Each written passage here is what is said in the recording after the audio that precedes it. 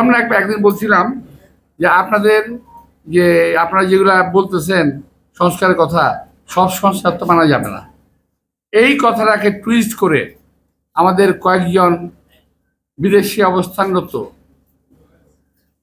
তথাকথিত সাংবাদিক টুইস্ট করে এমনভাবে বলল বিএনপি সংস্কার চায় না, মির্জা আব্বাস সংস্কার চায় না। এমনকি সালমান রহমানের টাকা খেয়ে যার স্বাস্থ্য চেহারা মোটা হয়েছে এমন লোকটা প্রায়ই আমার বিরুদ্ধে দেখবেন আসে, ফেসবুকে আসে, উনি প্রায় বলেন কেন মানবেন না, আপনাদের কি স্টেক আছে, কেন মির্জা আব্বাস আপনি মানবেন না? আরে ভাই, তোমার যেমন বিদেশে পালায় থেকে কথা বলার অধিকার আছে, আর আমার কি দেশে থেকে কথা বলার অধিকার নাই? আমি এই দেশে থেকে মৃত্যুদণ্ড মাথায় নিয়ে, জেল জুলুম মাথায় নিয়ে, জেলে থেকে আমার সহকর্মীদের নিয়ে আমি জেলখানায় থেকেছি। এই দেশেই আছি, পালিয়ে যাই নাই। আপনারা তো পালাই গিয়ে লম্বা লম্বা কথা বলতেছেন, আপনারা তো জীবনে কোনোদিন দেশে আসবেন না। শুনেন, আমি আপনাদের উদ্দেশ্যে বলতে চাই, যারা ভাই আমার বাইরে আছেন, যারা বিশেষ করে এই যে ইউটিউবার যারা আছেন, আপনি যারা আছেন, আপনাদের প্রতি সম্মান রেখেই বলতে চাই, ভাই আমরা রাজনীতি ছেড়ে দেবো, আপনারা একটু দেশে আসেন। আপনাদের অনেক জ্ঞান, আপনাদের অনেক বুদ্ধি, আপনাদের জ্ঞান বুদ্ধি আমাদের অনেক প্রয়োজন। আপনারা দয়া করে দেশে আসেন, বুদ্ধি দেন, কথা বলেন, কাজ করেন, মেনে নেব।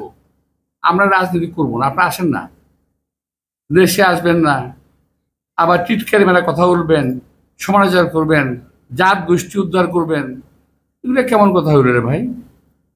মিথ্যা কথা বলবেন, অপপ্রচার করবেন, অপকথা বলবেন, কথা বলবেন, কুকথা বলবেন, একটা মানসিক চরিত্র হরণ করবেন। এগুলো কি? এগুলো কোনো রকম গঠনমূলক কাজ না।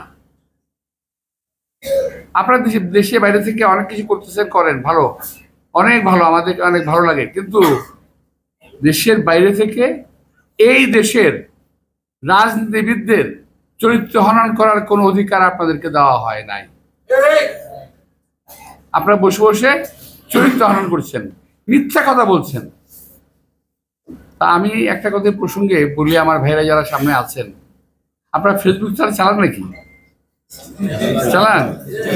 জবাব দেন না কেন? জবাব নাকি ফেসবুকের মধ্যে উল্টো পাল্টা কথা লেখে, জবাব দিয়ে দিয়েন। এগুলা সোজা হয়ে যাবে, জবাব দেবেন, এগুলোর ভিত্তি জবাব দিয়ে দেবেন যা আপনারা জানেন সত্যিকার কথা।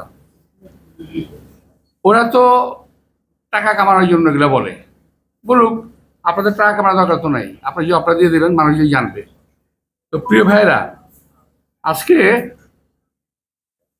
আমাদের দেশের যে বর্তমান অবস্থাটা, নির্বাচন, সংস্কার, আমরা সংস্কারও চাই, আমরা নির্বাচনও চাই। কোন সংস্কারটা চাই? যেটা দেশের মানুষের জন্য প্রয়োজন।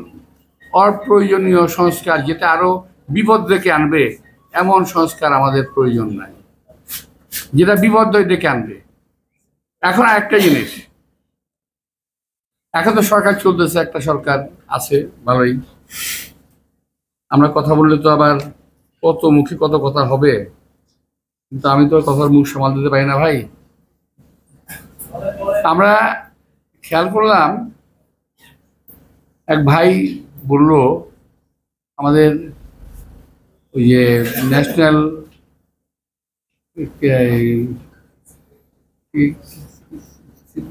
আমাদের এনসিপি